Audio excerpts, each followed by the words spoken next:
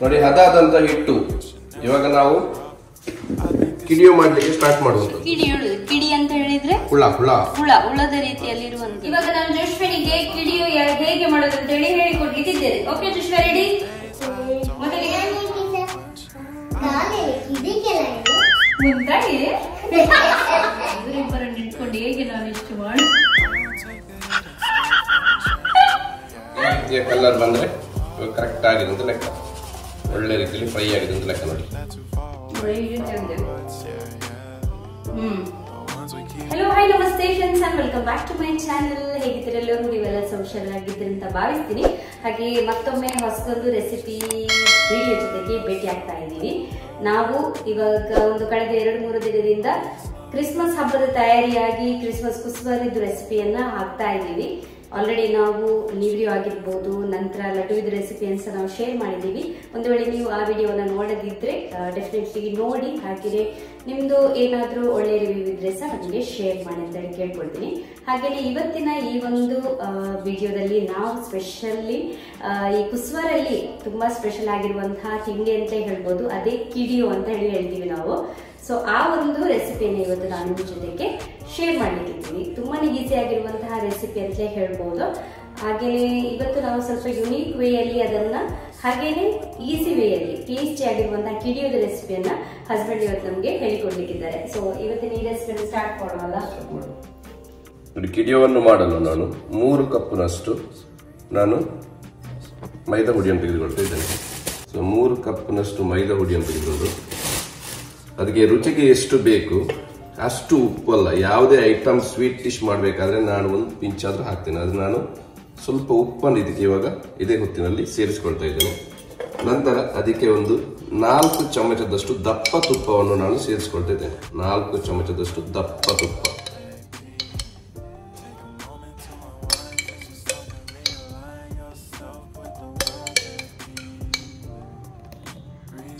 ಅದಕ್ಕೆ ಸ್ವಲ್ಪ ಏಲಕ್ಕಿ ಹುಡಿಯನ್ನು ಕೂಡ ಇದೇ ಹೊತ್ತಲ್ಲಿ ನಾನು ಸೇರಿಸಿಕೊಳ್ತಾ ಇದ್ದೇನೆ. ಸ್ವಲ್ಪ ಏಲಕ್ಕಿ ಹುಡಿ.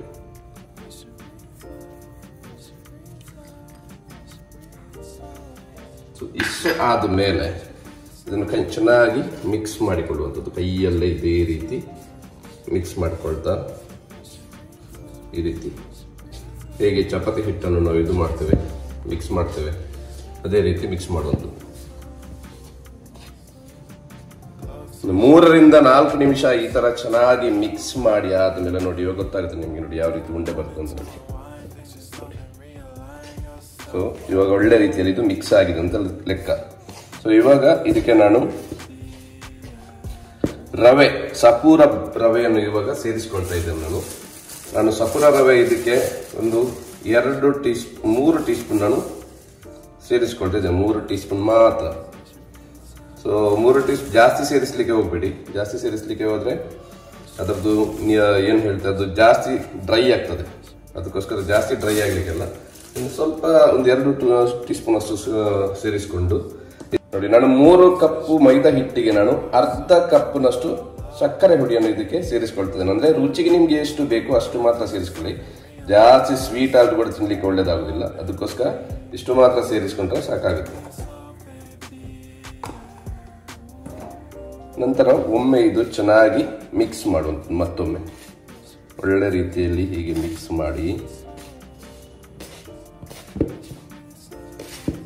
ಈ ಸಕ್ಕರೆ ಹುಡಿ, ನಂತರ ಈ ರವೆ ಹುಡಿ, ನಾನು ಹೇಳಿದಾಗೆ ಎಷ್ಟು ಸಪೂರ ರವೆ ಸಿಗ್ತದೆ ಅಷ್ಟು ಸಪೂರ ರವೆ ಹಾಕಬೇಕು. ಅವಾಗ ಒಳ್ಳೇದಾಗ್ತದೆ ಅದು. ನೋಡಿ, ತುಪ್ಪದ ಸ್ಮೆಲ್ ಪರಿಮಳ ಈಗಲೇ ಬರ್ತಾ ಉಂಟು, ಭಾರಿ ಚೆಂದ ಪರಿಮಳ.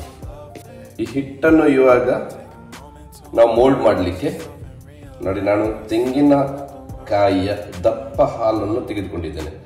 ಎಷ್ಟು ಬೇಕು ಅಷ್ಟು ಸೇರಿಸ್ಕೊಳ್ತಾ ನಾವು ಇದನ್ನು ಹದ ಮಾಡಿದ್ರೆ ಆಯ್ತು. ಇದಕ್ಕೆ ನೀರು ಸೇರಿಸಬಾರ್ದು. ಆಮೇಲೆ ಬರೀ ಈ ತೆಂಗಿನಕಾಯಿಯ ಹಾಲಿನಿಂದಲೇ ಇದನ್ನು ನಾವು ಹದ ಮಾಡಲಿಕ್ಕೆ ಇರುವಂಥದ್ದು.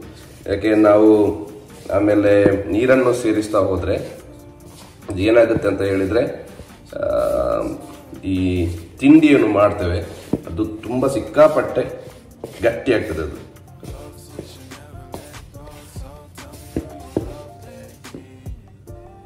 ಎಷ್ಟು ಬೇಕೋ ಅಷ್ಟು ನೀವು ಆವಾಗಲೇ ಸೇರಿಸ್ಕೊಳ್ತಾ ಹೋದರೆ ಆಯಿತು. ಜಾಸ್ತಿ ಸೇರಿಸ್ಕೊಳ್ಬೇಡಿ, ಯಾಕಂದರೆ ಒಮ್ಮೆಲೆ ಇದು ನೀವು ಹದ ಮಾಡುವಾಗ ಒಮ್ಮೆಲೆ ಆ ಅಂದಾಜು ತಕ್ಕಂತಲೇ ನೀವು ಮಾಡ್ತಾ ಹೋಗಬೇಕು. ಮತ್ತೆ ಮತ್ತೆ ನೀರು ಸೇರಿಸ್ಕೊಳ್ಳಿಕ್ಕೆ ಹೋಗಬಾರ್ದು,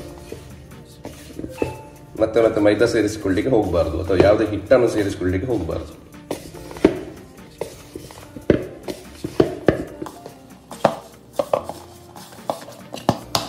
ನೋಡಿ, ಇವಾಗ ಹಿಟ್ಟು ರೆಡಿ ಆಗಿದೆ.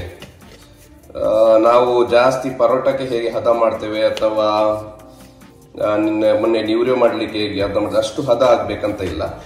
ಈ ಸೈಜಿಗೆ ಬಂದರೆ ಆಯ್ತು. ನೋಡಿ, ಕನ್ಸಿಸ್ಟೆನ್ಸಿ ಇಷ್ಟು ಬಂದರೆ ಸಾಕಾಗ್ತದೆ. ನೋಡಿ ಇಷ್ಟು ನೋಡಿ. ಸೊ ಇದನ್ನೊಂದು ಈಗ 15 to 20 ಮಿನಿಟ್ಸ್ ನಾನು ಹೀಗೇನೆ ಬಿಡ್ತೇನೆ. ಆದಮೇಲೆ ಇದರದ್ದು ನಾವು ಉಂಡೆ ಮಾಡಿ ಅದರದ್ದು ನೆಕ್ಸ್ಟ್ ತಿಂಡಿ ತಯಾರು ರೆಡಿ ಮಾಡಲಿಕ್ಕೆ ಸ್ಟಾರ್ಟ್ ಮಾಡೋಣ. ನೋಡಿ, ಹದಾದಂಥ ಹಿಟ್ಟು ಇವಾಗ ನಾವು ಕಿಡಿಯೋ ಮಾಡಲಿಕ್ಕೆ ಸ್ಟಾರ್ಟ್ ಮಾಡುವಂಥದ್ದು. ನಿಮಗೆ ಎಷ್ಟು ಸೈಜದ್ದು ಬೇಕು ಅಷ್ಟು ಸೈಜದ್ದು ನೀವು ಮಾಡ್ಕೊಂಡ್ರೆ ಆಯ್ತು. ನಾನು ಇಷ್ಟು ಚಿಕ್ಕ ಚಿಕ್ಕ ಉಂಡೆ ಮಾಡಿ ಫಸ್ಟಿಗೆ ಹಾಕೊಳ್ತಿದ್ದೇನೆ. ಇವಾಗ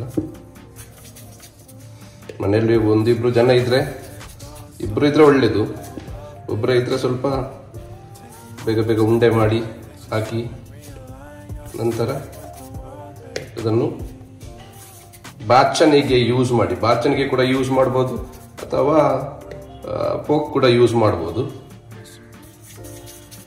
ಅಂದ್ರೆ ನಾವು ಮುಂಚೆ ಎಲ್ಲ ನಮಗೆ ಬಾಚಣಿಯಲ್ಲೇ ನಾವು ಯೂಸ್ ಮಾಡೋದು. ನೋಡಿ, ಈ ತರ ಹೊಸತ್ತು ಬಾಚಣಿಗೆ. ಹೌದು, ಕ್ಲೀನ್ ಆಗಿರ್ಬೇಕು ಬಾಚಣಿಗೆ. ತಿಂಡಿಗೋಸ್ಕರ ಅಂತ ಹೊಸತ್ತು ತಂದದ್ದು. ನೋಡಿ, ಈ ತರ ಮಾಡಿ ತೆಳುವಾಗಿ ಸ್ಪ್ರೆಡ್ ಮಾಡಬೇಕಲ್ಲ, ತೆಳುವಾಗಿ ಸ್ಪ್ರೆಡ್ ಮಾಡ್ಕೊಳ್ಬೇಕು. ಅದಕ್ಕೋಸ್ಕರ ಅದಕ್ಕೆ ಎಷ್ಟು ಸೈಜ್ ಉಂಡೆ ಬೇಕು ಅಷ್ಟೇ ಮಾಡಿ. ನಂತರ ಈ ತರ ಉಲ್ಟಾ ಹೀಗೆ ಮಾಡಿಬೇಕು. ಮಂದಿರಿ ಚಾಪೆ ಮಡಿಸಿದಾಗೆ ಮಡಿಸ್ತಾ ಹೋಗ್ಬೇಕು. ಅದು ಬಿಡ್ಬಾರ್ದು, ಇಲ್ಲದಿದ್ರೆ ಎಣ್ಣೆಯಲ್ಲಿ ಬಿಡುವಾಗ ಓಪನ್ ಆವಾಗ ಮಾತ್ರ ಈ ತರ ಒಳ್ಳೆ ಶೇಪ್ ಅಲ್ಲಿ ಬರ್ತದೆ. ನೋಡಿ, ಇದಕ್ಕೆ ಕಿಡಿ ಹೇಳುದು. ಕಿಡಿ ಅಂತ ಹೇಳಿದ್ರೆ ಹುಳದ ರೀತಿಯಲ್ಲಿ ಇರುವಂತದ್ದು, ಅದಕ್ಕೆ ಕಿಡಿ ಹೇಳುದು. ಸೊ ಈ ರೀತಿ ಇವಾಗ ಫಾಸ್ಟ್ ಮಾಡ್ತಾ ಹೋಗ್ಬೇಕು. ನೋಡ್ಲಿಕ್ಕೆ ಚಂದ ಇರ್ತದೆ.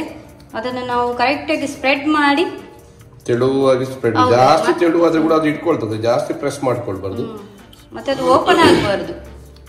ಎಣ್ಣೆಯಲ್ಲಿ ಬಿಡುವಾಗ ಓಪನ್ ಆಗ್ತದೆ, ಅದು ಓಪನ್ ಆಗಬಾರ್ದು ಆ ರೀತಿ. ಅದಕ್ಕೆ ಅದು ತೆಳುವಾಗಿ ಸ್ಪ್ರೆಡ್ ಮಾಡಿಬಿಟ್ಟು ಕೇರ್ಫುಲಿ ಫೋಲ್ಡ್ ಮಾಡಬೇಕು.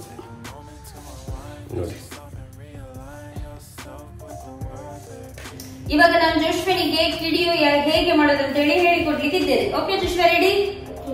ಮೊದಲಿಗೆ ಸ್ವಲ್ಪ ಆಯಿಲ್ ಅನ್ನು ತೆಗೆದು ಹೀಗೆ ಹಾಕ್ಬೇಕು. ಹಾಕು, ಹೀಗೆ ಸ್ವಲ್ಪ ಸ್ಪ್ರೆಡ್ ಮಾಡಿ.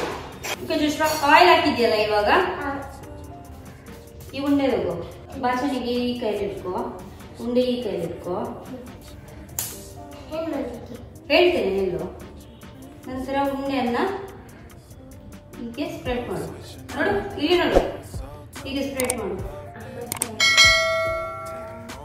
ಚಂದ ತೆಳುವು ಮಾಡಬೇಕು, ಫುಲ್ ಸ್ಪ್ರೆಡ್ ಮಾಡಬೇಕು.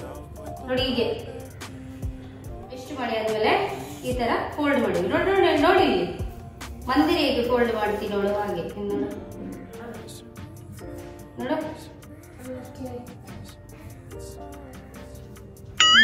ಹೀಗೆ. ಇದು ಬೇರೆ ನೈಜು ಕಿಡಿಯೋ, ಇದು ಕಿಡಿಯೋ ತರ ಆಗಲಿ, ಇದು ಬೇರೆ ನೈಜು. Very good. ಜೋಶ್ವ ಮಾಡಿದ. ಜೋಶ್ವನಿಗೆ ಟೀಚರ್ ಕೇಳಿದ್ರಂತೆ, ಜೋಶ್ವ ಕುಸ್ವರ್ ಮಾಡಿದ್ಯಾ ಅಲ್ಲ ಜೋಶ್ವ? ಜೋಶ್ವ ಕುಸ್ವರ್ ಮಾಡಿದ್ದೀಯ ಇವತ್ತು, ಎಂತ ಸ್ಪೆಷಲ್? ಎಂತ ಹೇಳಿದ್ದೆ ಜೋಶ್ವ ನೀನು ಅವಾಗ? ನೀನು ಎಂತ ಹೇಳಲಿಲ್ಲ. ಟೀಚರ್ ಇವತ್ತು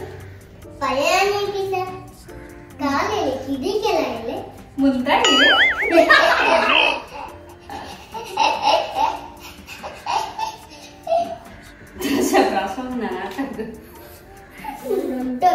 ದೊಡ್ಡ ಮಾಡಿದ್ದು ಎಷ್ಟು ದೊಡ್ಡ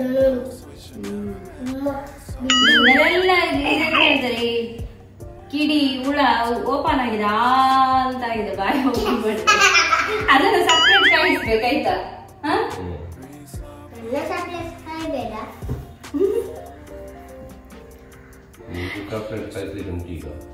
ಅವನೊಂದು ಸಪ್ರೇಟ್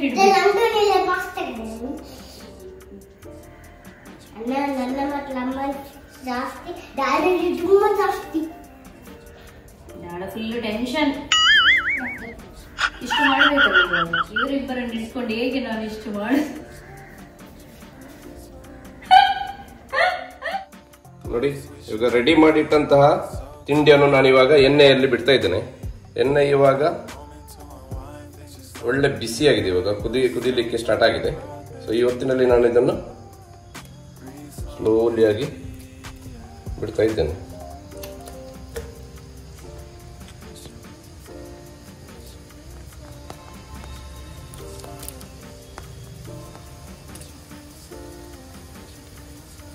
ಎಣ್ಣೆಯಲ್ಲಿ ಬಿಡುವುದೇ ಸ್ವಲ್ಪ ದೊಡ್ಡ ಕೆಲಸ. ಬಿಸಿ ಎಣ್ಣೆಯಲ್ಲಿ ಅದ್ರ ಮೈಗೆ ಬಿದ್ದರೆ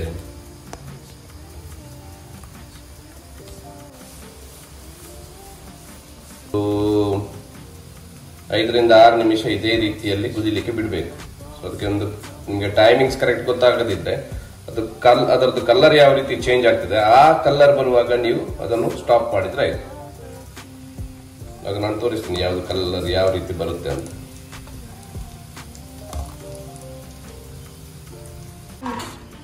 ನೋಡಿ ನಾನು ಹೇಳಿದ ಹಾಗೆ ಒಂದು 5 ರಿಂದ 6 ನಿಮಿಷ ಅಂತ ಹೇಳಿದ್ದೆ.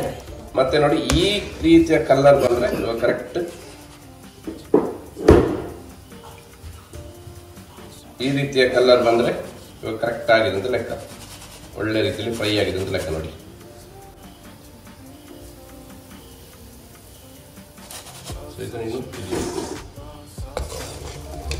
ನಾವು ನಮ್ಗೇನೆ ಮನೆಗೆ ಮಾಡ್ಲಿಕ್ಕೆ ಅಂತ ಹೇಳಿ ಎಲ್ಲ ಸೇರಿ ಮಾಡಿದೆ. ಒಂದೊಂದು ಶೇಪ್ ಅಲ್ಲಿ ಬಂದಿದೆ, ಒಂದೊಂದು ಕೆಲವೊಂದು ಕರೆಕ್ಟ್ ಆಗಿದೆ, ಕೆಲವೊಂದು ನಾನು ಜೋಶ್ವ ಎಲ್ಲ ಒಟ್ಟಿಗೆ ಸೇರಿ ಸ್ವಲ್ಪ ಗಮ್ಮತ್ ಮಾಡ್ಕೊಂಡೆಲ್ಲ ಮಾಡಿದ್ದೀವಿ. ಹಾಗೆ ಒಂದೊಂದು ಶೇಪಲ್ಲಿ ಒಂದೊಂದು ಉಂಟು. ನಮಗೆ ಮನೆಯವರಿಗೇನೆಲ್ಲ ನಡೀತದೆ, ಆದರೆ ಡಿಪೆಂಡ್ ಆಗೋದೆಲ್ಲ ಟೇಸ್ಟಲ್ಲಿ, ಯಾವ ರೀತಿ ಟೇಸ್ಟ್ ಬಂದಿದೆ ಅಂತೇಳಿ. ನೋಡಿ ಈ ಥರ ಒಳ್ಳೆ ಸೋಸಿ ತೆಗಿದ್ರೆ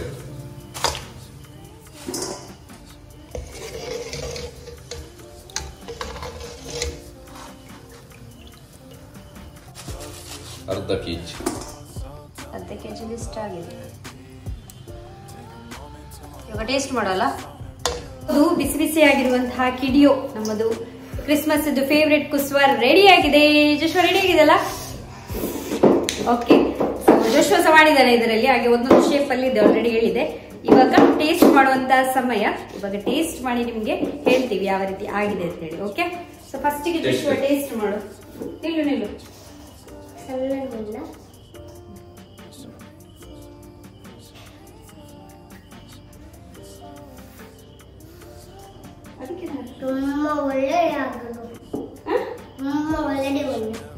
ತುಂಬಾ ಒಳ್ಳೆದುಂಟಾ? ಇದು ಯಾರು ಮಾಡಿದ್ದು ಶೇಪ್ ನೋಡಿದ್ರೆ?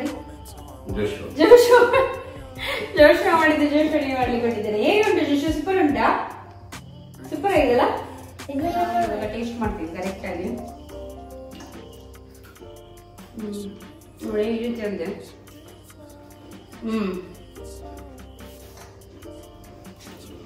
ತುಂಬಾ ನೋಡಿದ್ರೆ ತುಂಬಾ ಸಾಫ್ಟ್ ಆಗಿದೆ. ಬಾಯಲ್ಲಿ ಹಾಕುವಾಗಲೇ ಅದು ಅಲ್ಲ ಚಂದ ಹುಳಿಯಾಗಿ ಇದಾಗ್ತದೆ, ಮೆಲ್ಟ್ ಆದ ತರ ಆಗ್ತದೆ. ಅಷ್ಟು ಚೆನ್ನಾಗಿದೆ ನಿಜವಾಗ್ಲೂ. ನಾನು ಎಲ್ಲದಕ್ಕೂ ಚೆನ್ನಾಗಿದೆ ಅಂತ ಹೇಳುವಾಗ ಕೆಲವರು ನಂಬಲಿಕ್ಕಿಲ್ಲ, ಆದ್ರೆ ನಿಜ ಹೇಳ್ತೇನೆ ನಾನು. ತುಂಬಾ ಸಾಫ್ಟ್ ಆಗ್ತದೆ ಬಾಯಲ್ಲಿ ಹಾಕುವಾಗಲೇ. ನಮ್ಗೆ ಅಷ್ಟೊಂದು ಎಂತ ಹೇಳಿದ್ರೆ ಎಫರ್ಟ್ ಹಾಕ್ಬೇಕಂತಲೇ ಇಲ್ಲ, ಅಗಿಬೇಕಂತೇಳಿ ಅಷ್ಟೊಂದು ಸಾಫ್ಟ್ ಆಗಿ ಬಂದಿದೆ ಅಲ್ಲ? ಒಳ್ಳೆ ಸಾಫ್ಟ್ ಆಗಿ ಮೀಡಿಯಂ ಸ್ವೀಟ್ ಆಗಿ ತುಪ್ಪ ಆಗಿದೆ. ಅದು ತುಪ್ಪ ಹಾಕಿರೋದ್ರಿಂದ ಅಂತಲ್ಲ, ತುಪ್ಪ ಆಗಿದೆ ಅಲ್ಲ? ಅಷ್ಟು ಸಾಫ್ಟ್. ಅದಕ್ಕೆ ತಿನ್ನುವಂತ ಆಗ್ತದೆ. ತುಪ್ಪದ ಬದಲು ಬಟರ್ ಹಾಕ್ತಾರಲ್ಲ ಕೆಲವರು, ಬಟರ್ ಹಾಕಿದ್ರು ಸಹ ಇದೇ ರೀತಿ ಟೇಸ್ಟ್ ಬರ್ತದೆ, ಸಾಫ್ಟ್ನೆಸ್ ಬರ್ತದೆ. ತುಂಬಾ ಚೆನ್ನಾಗಿದೆ.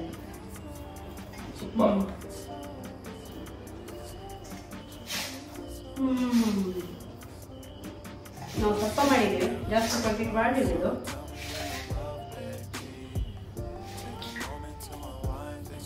ಸೊ ಫ್ರೆಂಡ್ಸ್, ಇದುವೇ ಆಗಿತ್ತು ಇವತ್ತಿನ ನಮ್ಮ ರೆಸಿಪಿ ಕಿಡಿಯೋ. ಸೊ ಹೋಪ್ ನಿಮ್ಗೆ ಇವತ್ತಿನ ಈ ಸಿಂಪಲ್ ಆಗಿರುವಂತಹ ರೆಸಿಪಿ ಇಷ್ಟ ಆಗಿರ್ಬೋದು ಭಾವಿಸ್ತೀನಿ. ಒಂದು ವೇಳೆ ಇಷ್ಟ ಆದರೆ ಲೈಕ್ ಮಾಡಿ, ಶೇರ್ ಮಾಡಿ. ಹಾಗೆ ಒಂದು ವೇಳೆ ನಮ್ಮ ಚಾನೆಲ್ ಅಲ್ಲಿ ಸಬ್ಸ್ಕ್ರೈಬ್ ಮಾಡದೆ ನೋಡ್ತಾ ಇದ್ದೀರಾದ್ರೆ ಇವಾಗಲೇ ಸಬ್ಸ್ಕ್ರೈಬ್ ಮಾಡಿ ಅಂತ ಹೇಳ್ತಾ ಬ್ಲಾಗ್ ಎಂಡ್ ಮಾಡ್ತಾ ಇದ್ದೀನಿ. Thank you so much for watching. Bye bye. Bye bye.